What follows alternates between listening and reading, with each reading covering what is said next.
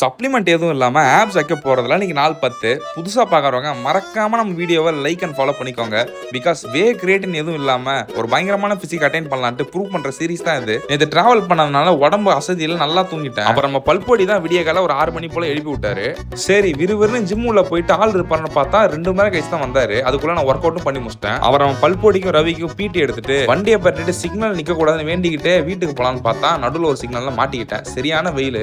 Right இதுக்கு மேல வீட்டுக்கு போய் சமைக்க முடியாதுன்னு தெரிஞ்சுட்டு வர வழியில ஒரு 30 ரூபா பிரிஞ்சும் வீட்டுல வந்து ஒரு 5 ஸ்கிராம்பிள் எக்ஸை போட்டு சாப்பிட்டுட்டேன். அப்புறம் ரொம்ப நாள் கழிச்சு நீங்க சென்னை வந்தோம் இல்லையா, அதனால கேன்ல ரொம்ப அழுக்கா இருந்தான். அதனால கழுவி அவனை கொஞ்சம் வெயில காய வச்சுட்டு சரி சும்மா தானே இருக்கும் கேனை ஃபுல் பண்ணலான்ட்டு 3 மணி வெயில வெளியே தலையை காட்டினேன். என்ன தைரியம் இருந்தா 3 மணிக்கு வெளியே வருவன்ட்டு மண்டையிலே கொட்டி அமிச்சிட்டான். சரி சமைக்கலான்ட்டு கிச்சன்ல வந்து எட்டி பார்த்தா அப்பதான் ஞாபகம் வருது 10 நாள் நம்ம வீட்டுல இல்ல, வெங்காயம் தக்காளி எல்லாம் காலி ஆயிடுச்சு. அப்புறம் அவன் எல்லாம் வாங்கிட்டு வந்து தோசை சூடலான்ட்டு தோசை கல் எடுத்து பார்த்தா இவனும் வேலையை காட்ட ஆரம்பிச்சிட்டான். ஒரு 10 நாள் தானே ஊருக்கு போயிட்டு ஜாலியா சுத்திட்டு வந்தேன். இருக்கிற ஸ்கில்லும் லாக் ஆயிடுச்சு. சரி ரைட்டு போக பிக்கப் பண்ணிக்கலாம். அப்புறம் என்ன சமைச்ச 2 தோசையும் 250 கிராம் சிக்கனையும் சாப்பிட்டு இன்னும் டேவை முடிச்சுக்கிறேன்.